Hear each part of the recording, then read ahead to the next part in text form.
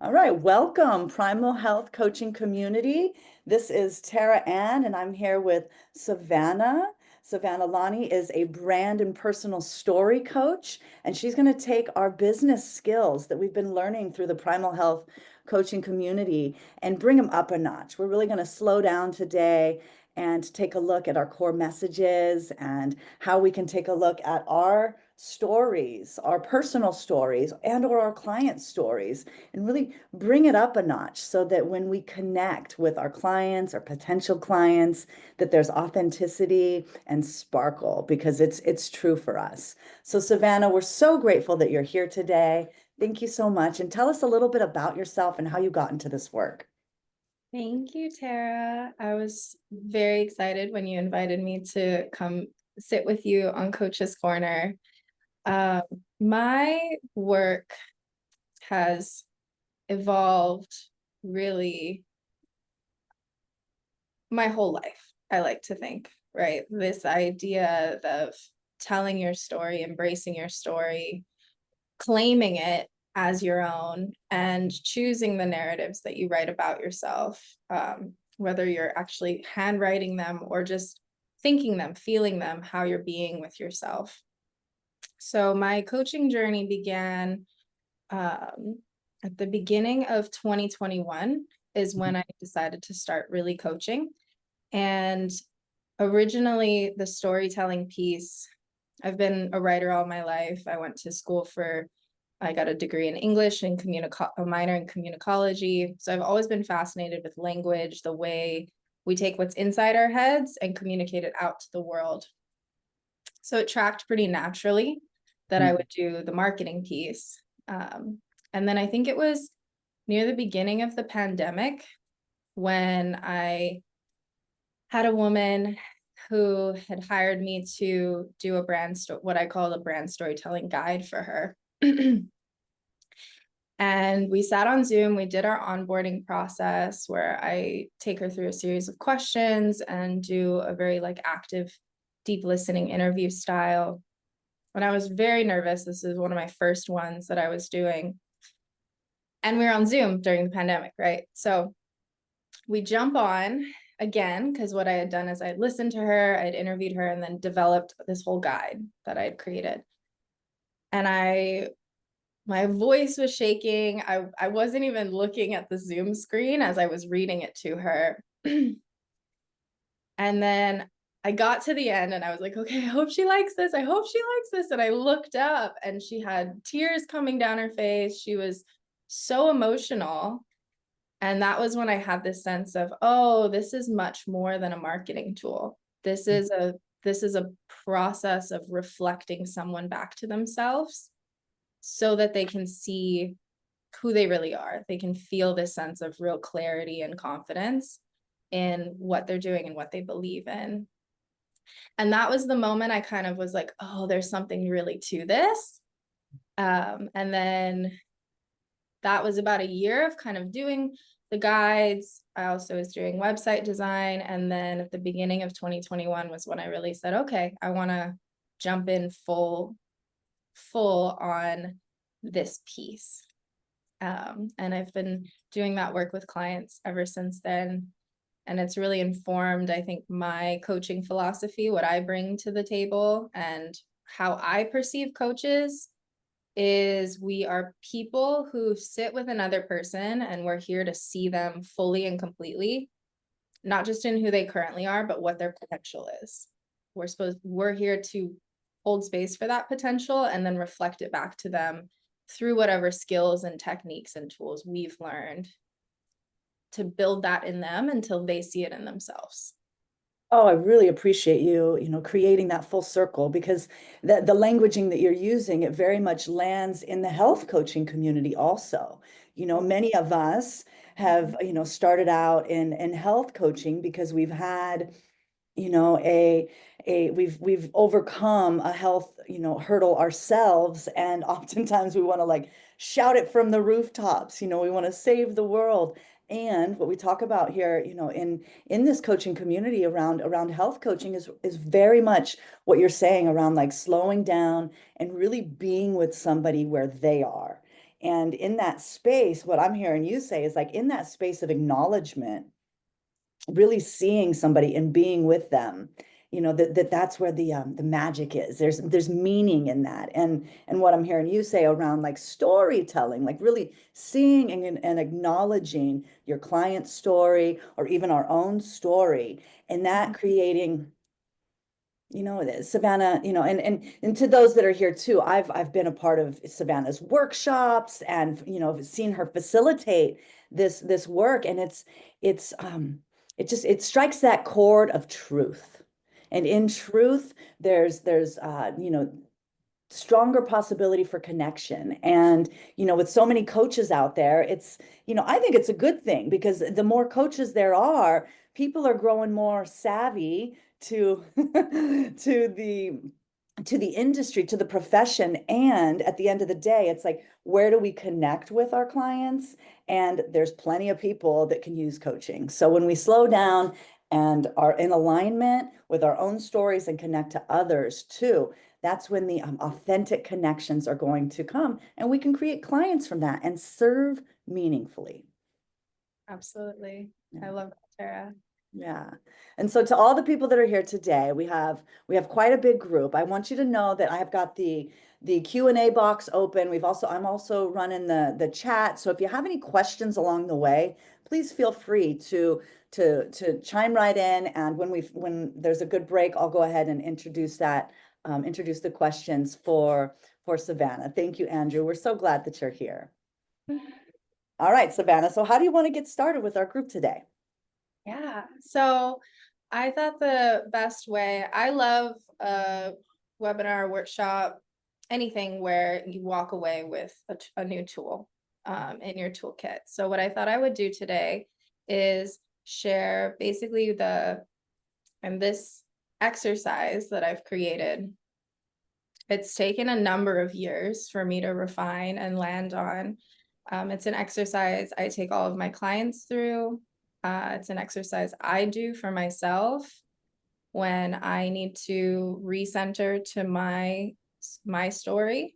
It's how I frame up all of the other messaging that you share, and it's called it's a purpose, vision, mission exercise. The way it came about is thanks to a few different people. One of my mentors who explained it so beautifully. Vision is your North Star. Because if you look up purpose, vision, like how to write one, there's lots of different inputs, ideas. So this is one of many ways to think about it. But I love this one. So vision is your North Star. It's what you're working toward. Your business may never get there.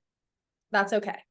It's supposed to be the way you continue orienting your work, your services, how you're operating. Purpose is really who you're here to be as you're working toward that vision. And then mission are the tangible things you do to get closer to vision. The reason we want to get super clear on purpose, vision, mission is because it will inform the stories you choose to tell. What happens when we think about storytelling, for those of us with lives, which is all of us, these very complex, long lives that we've lived, all these different chapters, telling a story, bringing it down can get really challenging when you're like, well, which part of the story do I tell? What's relevant? And I think of the purpose, vision, mission as the analogy I always use is purpose, vision, mission. If you're writing like an essay, right? English major. So I think in this way, your purpose, vision, mission is your thesis statement of your brand, of who you are. It's like, this is who I am. And every other piece of marketing material you create is evidence to prove that thesis statement. So whether it's your newsletter you're sending out, your social media posts, your client interactions, your consultations, your website, all of your messaging needs to, in some way, prove your purpose, vision, mission statement. And it only takes about 10 to 15 minutes to learn the exercise and do it, but it's a great set of tools you can come back to anytime. So I'll go ahead and, how's that sound? That sounds wonderful. I'm excited. Everybody have your pen and paper or a fresh document open. Awesome. So I'll go ahead and share my screen. This one. Share. So this is just kind of a recap of it again. Vision is your North Star, your dream for the world. Purpose is who you are here to be in that. And mission is how you take action. So these three components really tell the story of how your business serves the world, how you as a coach are showing up in the world. So everyone can start with, and I found that in doing this exercise with people, jumping right into these three was like, whoa, too much, right? Because we hit, that's another piece, like, well, what's my purpose? What's my vision? Oh, that's such a big question. Right. So I always start with, I believe in, or I believe that. What do you wake up believing every day? Believing about the world, believing about other people, believing about yourself. And this is an opportunity to free write, to go really inward and think, what do I believe in? So I encourage people to take some time, tune into yourself, think through, what are your core beliefs? Beautiful. And if, you know, while we're doing this, I want people to be writing down, taking notes right now. And like in the health coaching community, like I know a core belief I have is that we have the inherent power to heal within ourselves. Absolutely. Yeah. I love that one, Tara. A great one. Andrea says you're a great speaker, Savannah. Anybody else want to chime in some of their beliefs? I'm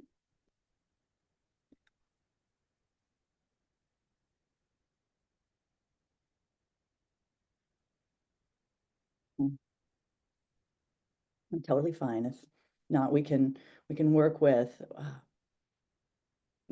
your examples, and I'm happy to play along too. Perfect. So once you get kind of a set of belief statements, I believe that everyone has a story that can change the world. I believe in storytelling as a tool for personal empowerment, right? Look at all those belief statements. Dina says, I believe I have the unlimited ability to learn and grow. Ooh, I love that one. Right? Takeshi says, believe is lifelong commitment. Andrew says, I believe how we do anything is how we do everything. And Luciana, I hope I'm saying your name properly. She says, I believe you're never too old to be the person you want to be. These are great. Perfect. I'm going to take that last one. They were all great, but I will use this last one. So you're never too old to be the person you want to be. And then Lisa also adds, I just want to throw this one in. We'll stick with that one. But she says, I believe our current healthcare system is broken, and I'm here to empower you to believe in yourself, to help yourself be healthier. I love and that. Lorraine says, I believe everyone has a story to share. So true. Okay, back to you, Savannah. These are all great. I love these. So these are core beliefs you hold.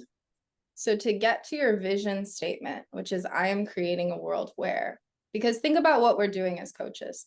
We're sharing, one aspect of coaching is sharing what you believe with another person. So as you share that with more people, as you help other people believe also what you believe for themselves, that expands, right? That's an expansive thing that we're doing as coaches. So when you look at your belief statements, the next thing to ask is, what kind of world would it create if everyone believed that belief statement? And that's the world you're creating. So I believe that you're never too old to be the person you want to be. If everyone in the entire planet believed that statement, what kind of world would that create? I'm creating a world that could create a world where people claim their health at any age. They reclaim their health. That could create a world where people are more kind, loving, and just. What kind of world would it create if people believed each of your belief statements? And that's how you can do that one. Oh, that's fantastic. So do we want to give everybody a couple minutes to experiment with that? Oh, that's great.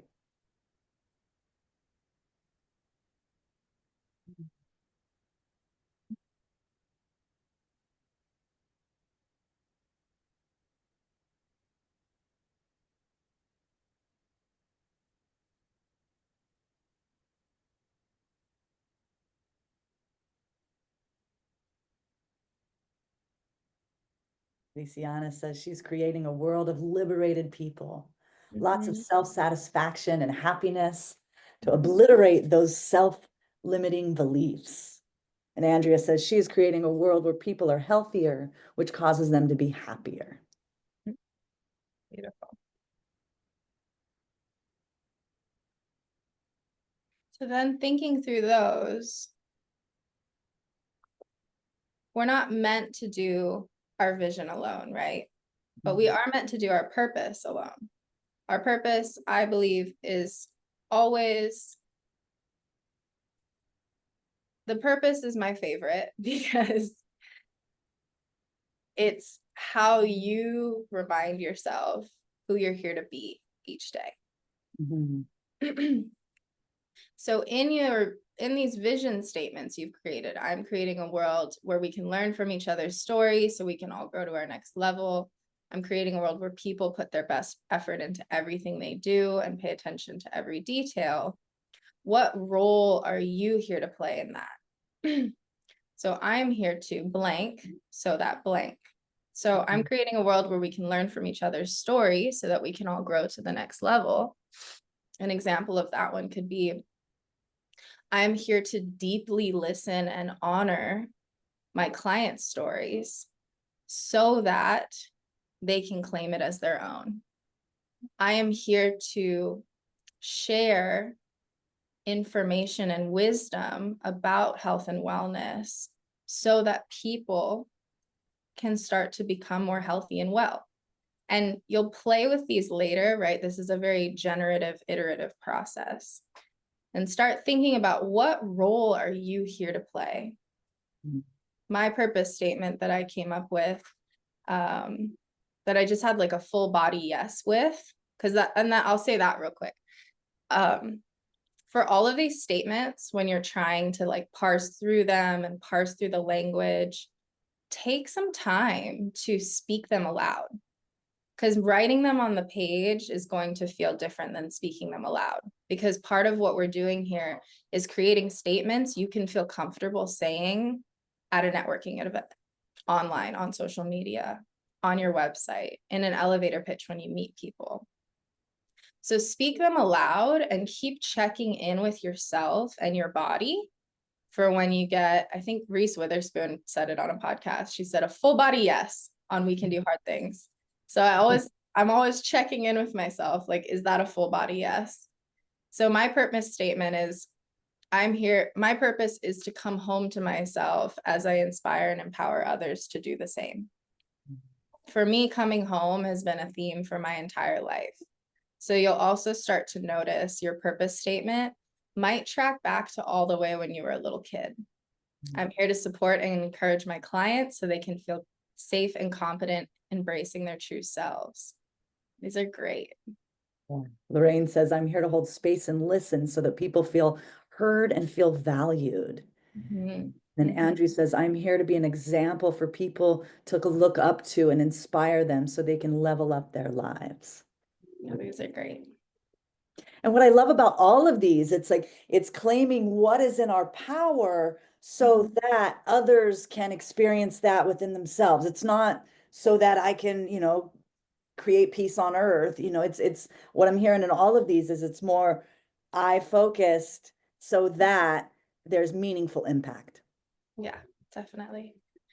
And I love reminding people that the purpose statement when it really feels true to you, it will track across every aspect of your life. I know somebody said one of their beliefs is how we do anything is how we do everything, right? So how we embody our purpose in our business is also how we strive to be in familial relations, friendships, community. It's how we wake up aspiring to be. Oh, I just love that. And when something I love about this profession is it holds us accountable to ourselves and, you know, and to our clients. It just keeps us, you know, uplifting. Andrea says she's here to educate those seeking unconventional health and wellness information and be the example they're looking for to know how they can benefit. Yeah, these are great. Mhm. So the last statement is mission. And again, we've covered vision. That's where you're orienting to. That's really great for helping your team. If you ever build a team, it's great for getting people on board with the vision they're working toward when they work with you. Mhm. Purpose is how you ground and center yourself and remember what you're here to do. Tara and I were having a chat yesterday about, am I doing the work or am I doing busy work? And your purpose can really help you remember, okay, what work, what tasks, what decisions are in my purpose today.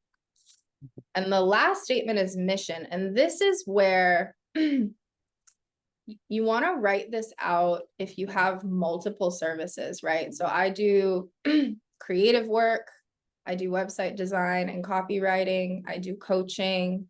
So what I'll do, and then I also love doing workshops. So I'll write a mission statement for each of the different services I do, and then see how they align. Like, what's the overlap? Because what can sometimes happen when we're multi-passionate people is we go like, well, you know, my mission seems all over the place. Don't try to fit everything you do into one statement if it doesn't feel right. You can have a mission for, you can even get really, really narrow. And you can have a mission for your newsletter. You can have a mission for your social media. I mean, play with this. I do this through or by. And this is also an opportunity to get into more of your credentialing, what trainings you've done, what specifically you teach, so that somebody, you know, I like to think the first three are very like airy. Mhm. They're kind of, they're flowier.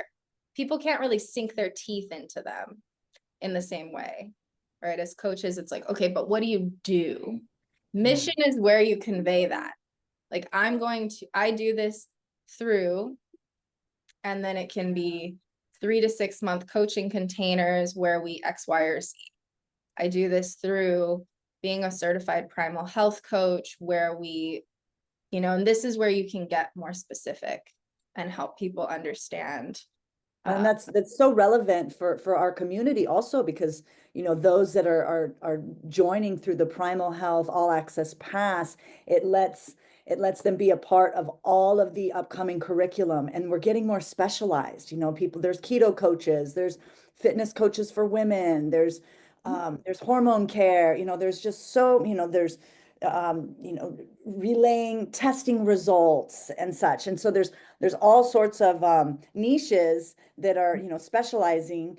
And I think it's important to do this exercise through all the different parts because people, you know, each health coach can be passionate around many things. This is helpful. Yeah, and I see Andrew saying definitely going to have to come back to this. Absolutely. It's not, you can learn it in 15 minutes, but you can do it for a long time. And it's not something, it evolves too. I've done this exercise numerous times. And in the season I'm in right now, I've stuck with my current statements for about 2 years now, year and a half. I really appreciate hearing you say that because I too have shifted Yeah. in how I communicate to the outside world. And I think it's important. And so would you say to come back to this like maybe twice a year kind of thing, or what would you suggest? Whenever you're feeling, whenever the statements don't feel like they resonate. Yeah. So if it's 3 months and you're like, oops, I thought those resonated, but they don't, right? Or sometimes like a big shift for me was Tara, when we worked together, it shifted my perception of my coaching. And then I went to an NLP training this year. So that shifted because I increased my skill set, it then shifted my mission statement. Right. My purpose and vision have stayed pretty similar throughout. My mission has changed for sure. That really makes sense. Ooh, I love that. Creating a vision statement for my client after they hear their story. Exactly. Yeah. Before the next page, can you show page 1 again briefly? Sure, Lisa.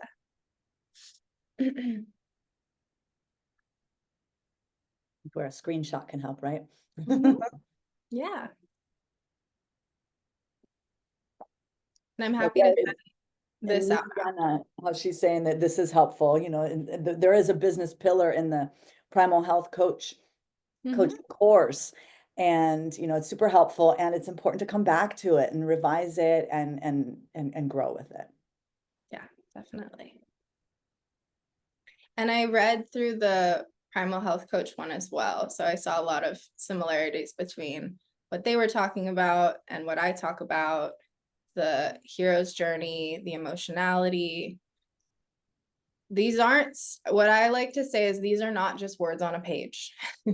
If they feel like words on a page, they're not your statements. Like really speak them aloud, check in with yourself. These need to just come through you. And that takes time. That piece of really getting something that feels like, okay, that's my statement, that can take some time. Yeah. And I appreciate that part you're saying too. It's like one thing to get it down on paper, but to say it out loud, to hear yourself practice and see how it feels either in alignment or keep working. And then I'd even say that, you know, there's been times where it's been perfect in front of my mirror, but then when I'm out in public and I go to say it for the first time, I feel so awkward. Yeah. And then it doesn't mean that it's wrong or bad. You know, sometimes I just get better as I say it a few more times. Yeah, definitely. I did this and then I wrote a little pitch and then I went to a networking event and I was like, ooh, right? And you go like, oops, oh no, that's not quite it. So it takes some time. It does. It does. And then Donovan is asking, how does this relate to niche? People's view of their niche expands, he guesses. I see that question as well, and I'm a little confused. Are we referring to the people like us as coaches and our view of our niche? I think so. I think niche, what your niche is, really you tap into, got it.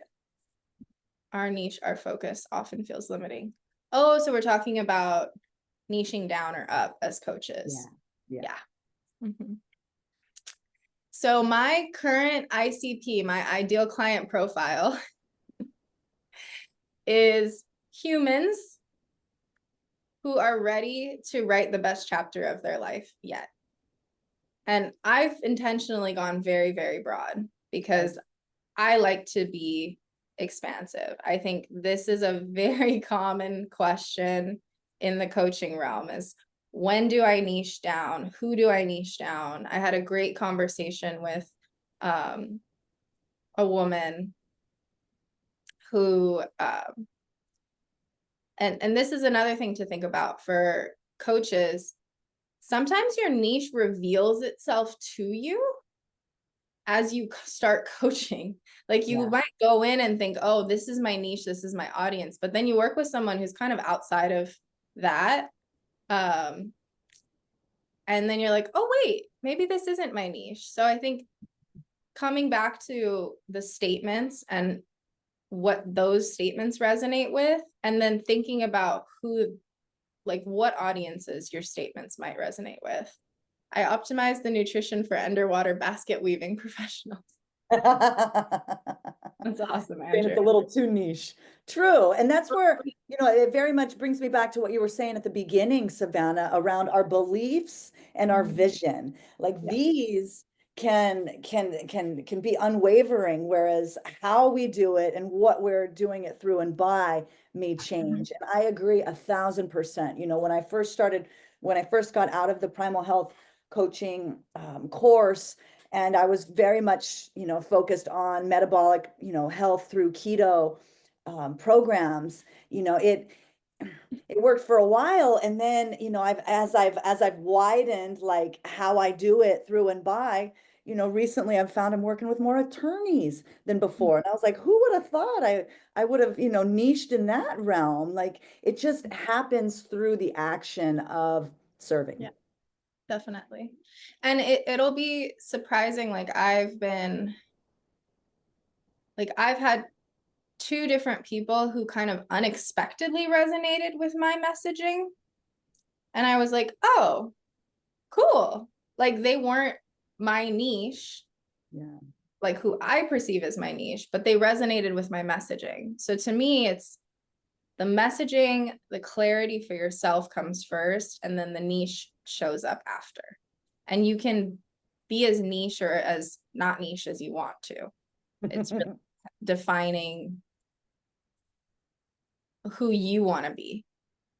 And then whoever's drawn to that will show up. I agree wholeheartedly. And then Lisiana asks, as a writer too, this really resonates. She never thought of paralleling this as the hero's journey, but that's an amazing analogy. So that could be a great little segue into the next part. Yeah, I'll stop sharing now. Okay. Perfect. Yeah, so that's the next piece is once you're clear on your purpose, vision, mission statement, when you're telling stories, that could look like telling a story in an essay, in a blog, telling a story, doing a talk, doing a webinar like this one. You want to think what stories support my purpose, vision, mission statement. So my purpose statement is to come home to myself as I inspire and empower others to do the same.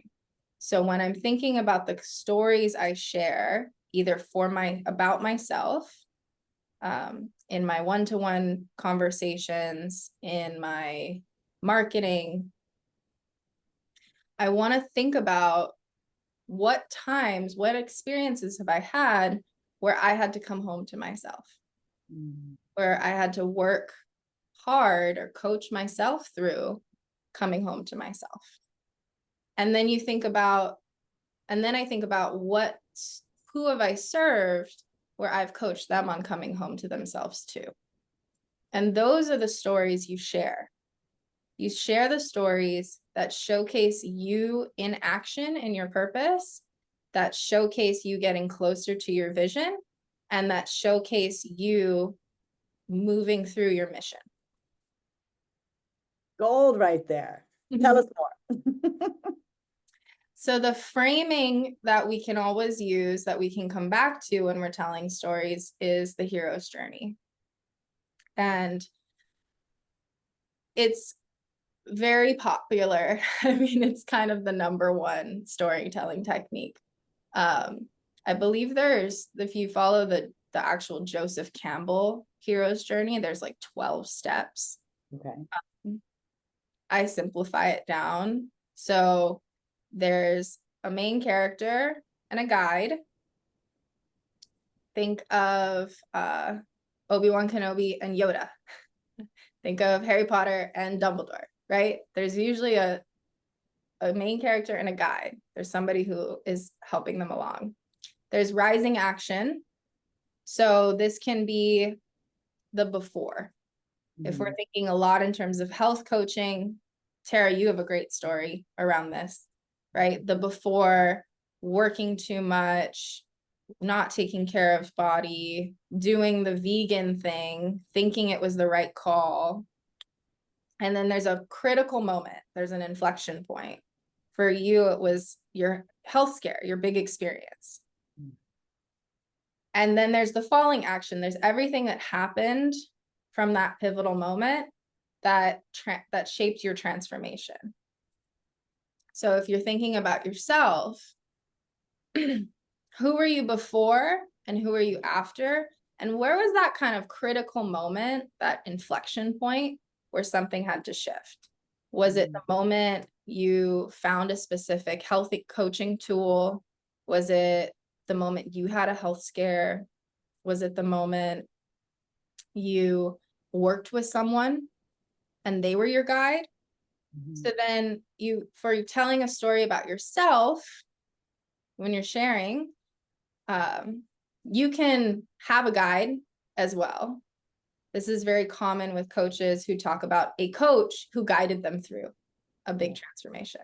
So maybe you had a moment, you said, you know what, I'm going to hire this coach, and they were your guide through the journey. When you're telling a story about another client or telling a client story, you're their guide, right? If you're telling a client story about how you've served someone, they're the main character. It's really about them. And then you came in as their guide.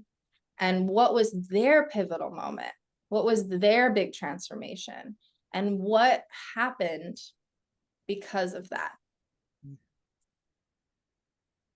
And it's particularly that second piece you were sharing around sharing client stories can be so helpful in the health coaching realm, because often, the client can view the coach, the health coach, as, oh, they're the perfect eater, exerciser, etc. And so it can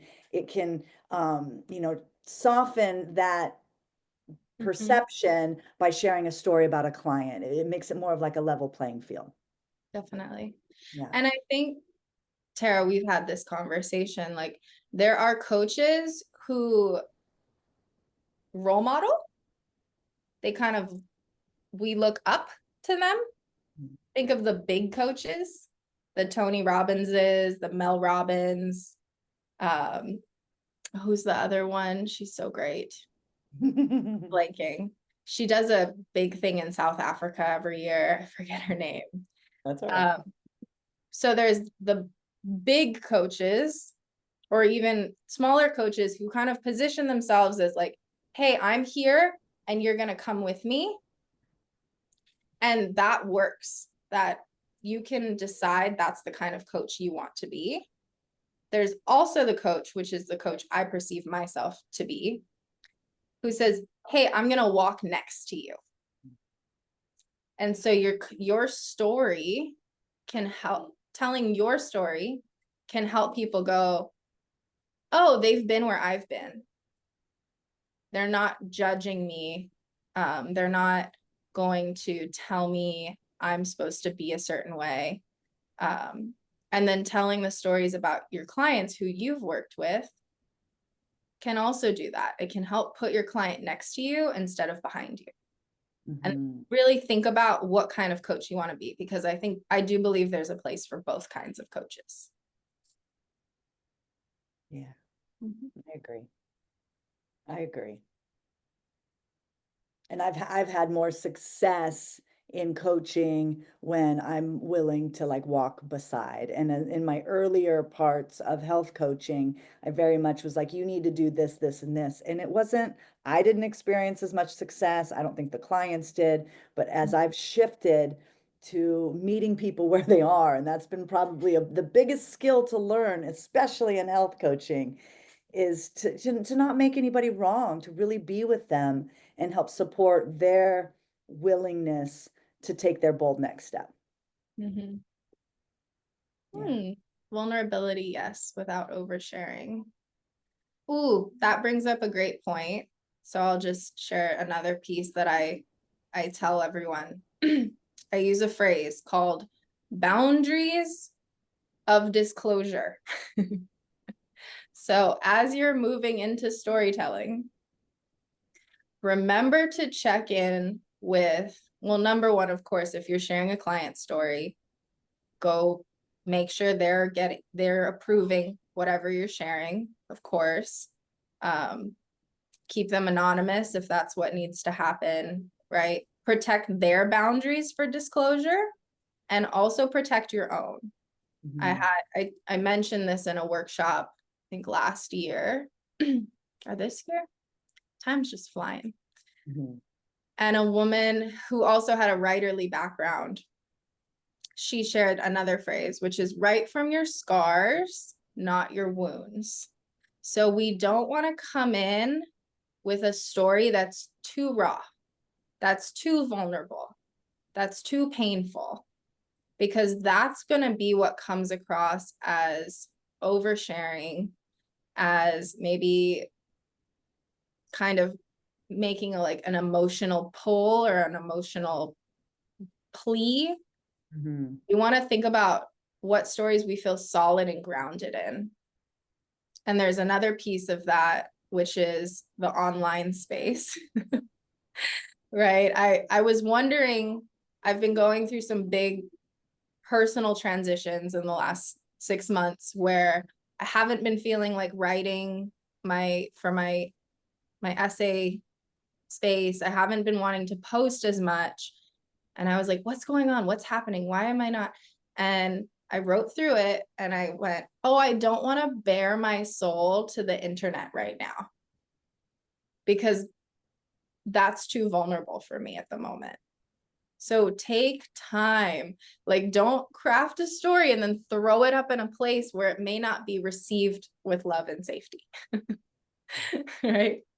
That's very helpful. Think through that too. Yeah, I and agree. Yeah, check your environment and where you're sharing your story. And check your comfort level with the story you're sharing. If you're still in the thick of it, it's probably not the best time to write the story. That's helpful. That is helpful. And there's leadership through vulnerability, and what did you call it? Boundaries of disclosure to protect ourselves, to protect others involved. That is helpful. And Andrew, I totally agree with what you're saying. He was, making a point back when we were talking about, he says that some people need to be led in the beginning. And it's absolutely. And what might their style for being led, how might we meet them where they are? Right. Definitely. Yeah. And some people love that because they really want a coach who they're like, oh, yes, I want to follow you. Yeah, And just tell me what to do.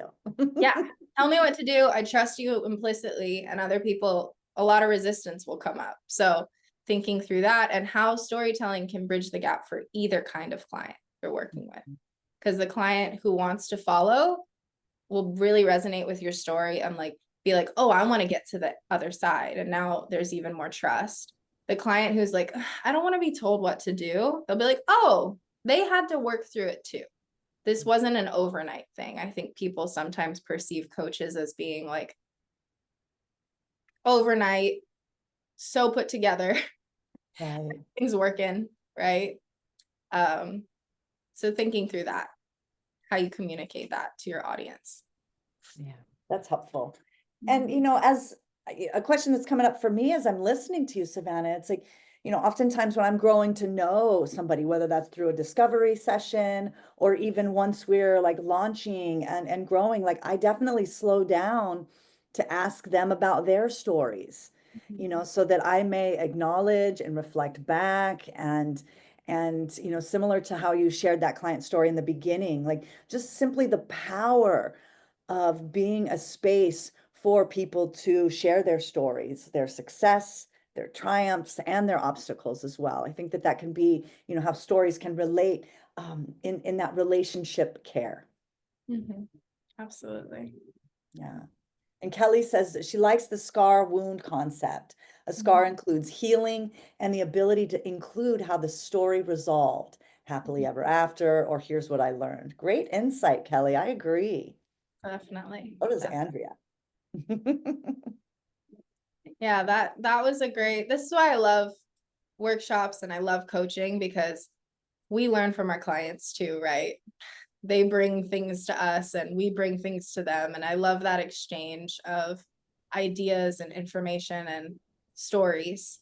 Because that woman, yeah, it was a beautiful metaphor to think about and remember for myself as I'm moving through, as I'm navigating this, because coaching can be such a vulnerable profession. It's like, one, we're coaching on things that, I mean, this is why I love working with entrepreneurs. And I think we create the business to solve the pain point we ourselves are working through or have worked through as coaches. If you're a mindset coach, it's likely because you really struggled with mindset at some point. I have a client right now, and we were talking about this project she's working on. And it was like there was a lot of stickiness on the project. Mhm. And then I reflected back to her. I was like, oh, you're struggling to work on this project because the topics, the thing in the project is what you're still meant to work on. Like, you haven't worked through everything yet. So but that's why it's so powerful, you know? So Yeah, as coaches, we're not here to have it all figured out. And it's storytelling. not an event. Mhm. This is a journey, the process of healing, whether that's our, our metabolic dysfunction or our imposter syndrome, it's a path. Yeah. And these statements can help with imposter syndrome too, Tell me because more. if you feel really grounded in your purpose and you're only claiming to accomplish your purpose, then you're like, okay, was I in purpose today? Right? Am I in purpose today? And that for me really has alleviated some of that anxiety, or that, like, am I really a coach thing? It's like, okay, did my client come a little closer to home with themselves today? Yes or no? So then I get to go, okay, how do I keep doing more of that? And it's a much more proactive and exhilarating process versus all that other stuff. Like, am I qualified? Am I this? Am I that? It's like, okay, come back to your purpose, track on that. And then if you go like, what other skills do I need? It's like, okay, do I take the next level of certification with primal health coaching? Do I hire a one-to-one coach? And that's how you alleviate the imposter syndrome. You come back to purpose and then take action where you see opportunity to improve. Right. Lisiana says that's super helpful. She has imposter syndrome, something fierce. It's something she struggles against as she gears up in the next few weeks to start taking clients. Mm-hmm. So write your story, write your hero's journey, Lisiana, and you'll see you do have a skill set. You've got a story already in place. You've worked through a lot of things. And when you're coming from that place of like, yes, this is what I'm here to do, and this is why, that can support with kind of whatever those negative self-talk thoughts are about the imposter syndrome piece. Oh, I agree. And Lisa says, I'm thinking of a friend as I go through the coaching program. I know she has some psychological issues, maybe taking medication. We often talk about diet and weight loss. She's definitely addicted to carbs. I can see that carb addiction is soothing her in some way. What avenues can vision, purpose, mission do to break through a barrier that is a defense mechanism for a person? I am not a psychologist. This is really, I'm going to pass this on to you, Savannah, but I have something I'd like to say too. Yeah, Lisa, I too have met and, just really want to help people. The idea is, does your friend want to be helped?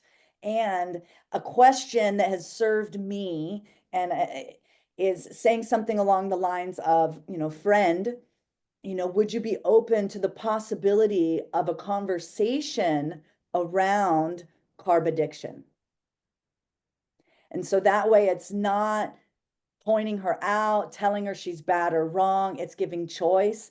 And then when or if she does want to talk about it or want some help, then you can go from there. But that can be a challenge as a health coach, seeing what's wrong with people, or, oh, we can fix them. And what if they don't want to be fixed? Yeah. I think from my perspective, do your purpose, vision, mission statements first. Yeah. And then come from that place. What purpose do I have? Somebody shared, my purpose is to hold space for people's stories. And then if that's part of your purpose, and you go, okay, I'm going to listen to her story. If my purpose is to teach and educate, then maybe you share some information. But coming back to like, what's my purpose as a coach? That's the starting place. That would be my thought there, is don't worry about sharing PVM with her yet. Focus it on it for yourself and then see how that tracks through and how you might want to support. That's great. Thank you so much, Savannah. Yeah. And then Terrence says that he's a newly certified coach 2 weeks ago, so hasn't started coaching yet.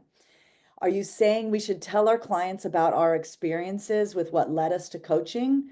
For me, it was a cancer diagnosis that knocked me sideways.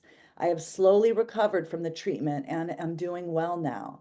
If so, do we volunteer this info or do we share if they ask us? I'm a bit wary of telling them about my cancer only because the C word tends to take the air out of the room and I don't want the focus to be on me.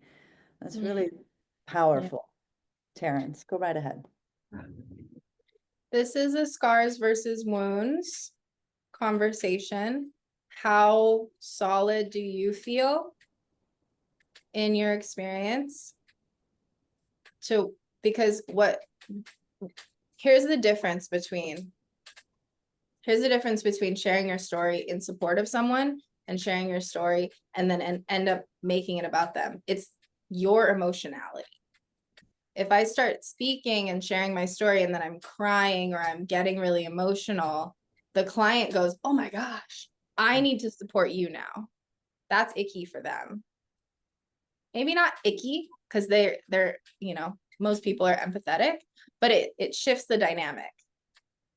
So that's number one. Like, how much emotionality, how much intensity of feeling do you have when sharing that story? Right. And when I read what Terrence is writing, he's slowly recovered from the treatment and I'm doing well now. And so, even earlier when Savannah was talking about my story, I can very much relate, Terrence. My medical scare was I started having seizures.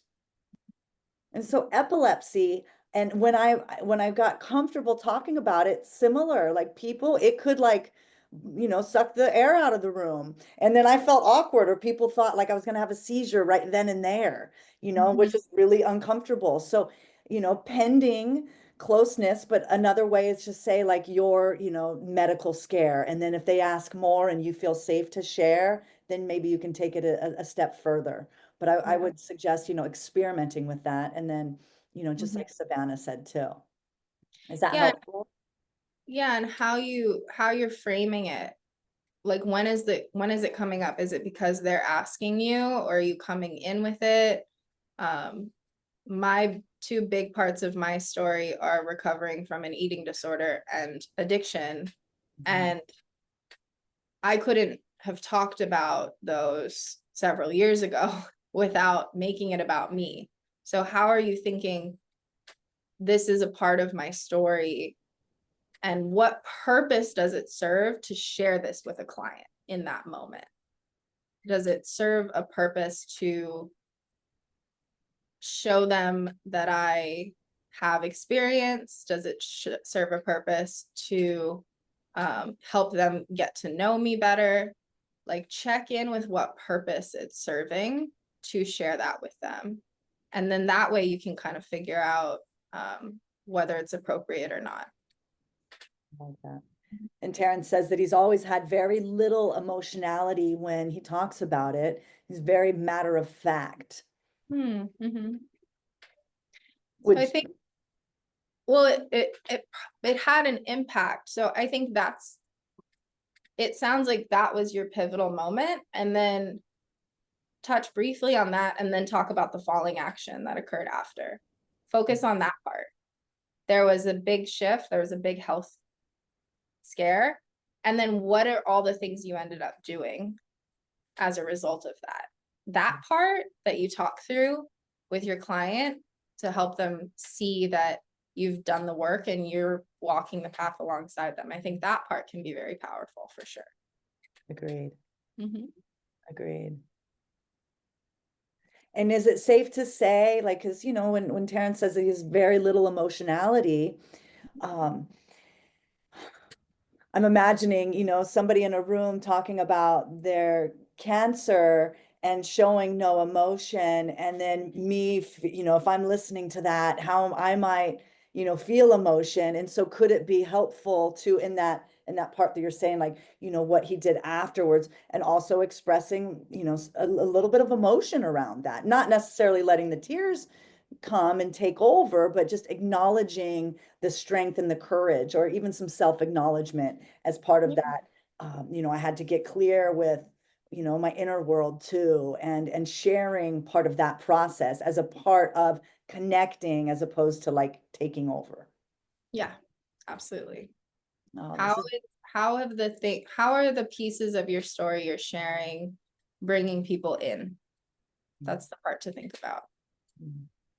Mm-hmm. nice work. Nice Thanks. work.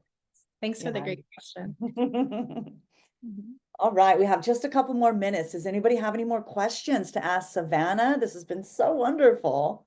And like Andrew was saying earlier, like we definitely have more work to do after this, and this has been super helpful. Yeah. Any more questions or final thoughts?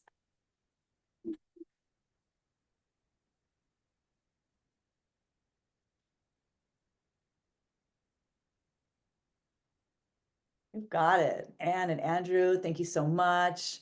Gonna work on this after this. Mm-hmm. Thank you for sharing. Natalie has her hand raised.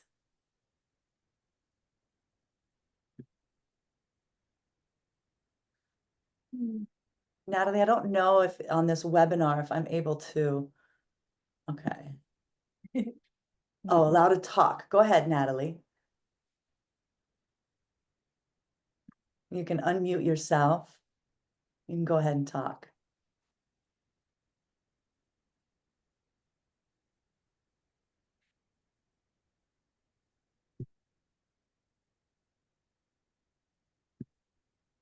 Is that not working, Natalie? Talking permitted, but you just need to unmute. All right. Thank you so much. This was great. Lorraine says that this helps to frame from her client. Natalie, if you want to go ahead and just put it in the chat, or if you can't unmute, totally fine. Kelly says it's early in the journey to certification, but she's thinking a lot about her product as a health coach, and this has been very helpful. Yeah. Yeah, and Terrence says he's learned a lot too. All right. Well, we'll go ahead and wrap up here. You'll definitely be able to watch the replay. It'll come out tomorrow through Primal Health. And then Savannah, you know, would you like to share an offering to the community? Definitely. So if anyone is interested, I've gone ahead and made an exclusive page for you folks. I wanted to offer 25% off until let's say July or like summer of 2025. So for the next 6 months, if you come back to this, if you watch this webinar and you're part of the Primal Health Coach community, I'll be offering 25% off of my brand storytelling guide. And basically, it starts with that exercise we just did, and then it goes way, way deeper. So it's all of the key pieces you need to set the foundation for your marketing and messaging. So purpose, vision, and mission statements, brand values and elevator pitch, origin story, ICPs, so ideal client profile and their stories, plus your content pillars and a marketing strategy. And then we do a 90-minute integration coaching session. So really helping you. And that's a combination of my experience as a writer, my experience as a coach, and my training in NLP, neuro-linguistic programming, to help you integrate the messaging so that you can more effectively communicate it with the world. And we'll be sending out a link to this. It is password protected as well. So we'll be sharing the password for everyone. All right. And do we put the link in the chat right now too? Definitely, I can do that. That's fantastic. Thank you so much. So we've got the All Access Pass and continuing our growth through Primal Health. And then we're also so grateful that Primal supports the ongoing business growth of this community and offers special education as well as discounts to get some one-on-one coaching. And obviously Savannah is such a treat, and she's such a talented, what did you say earlier? Communicology. I'd never even heard that term before. I know. I would have double majored in it if I had found out about it sooner. It's basically Really? science of communication. So there was an interpersonal communication class, the history of communication, all kinds of really interesting things about body language, how we speak, messaging, differences across different cultures, and the shifts in communication. So I love that. I would have totally double majored in it if I had learned about it sooner. That makes sense. And so for those that are listening or watching the replay through Primal, I want you to know that the website address is SavannahLani. So it's SavannahLani.com/promotion. And the password is all lowercase Primal 2024. So as she mentioned, you'll get a big discount on her services through the summer of 25. So thank you so much, Savannah. It's so great to share with you. And Luciana says, thank you again, Savannah and Tara. This has been one of the most helpful coaching calls I've attended to date. Wishing you all the best for a holiday season. To you and yours as well, Luciana. Thank you so much. Thanks, everyone. All right, everybody. Have a beautiful afternoon, and we'll see you next time. Aloha. Bye-bye.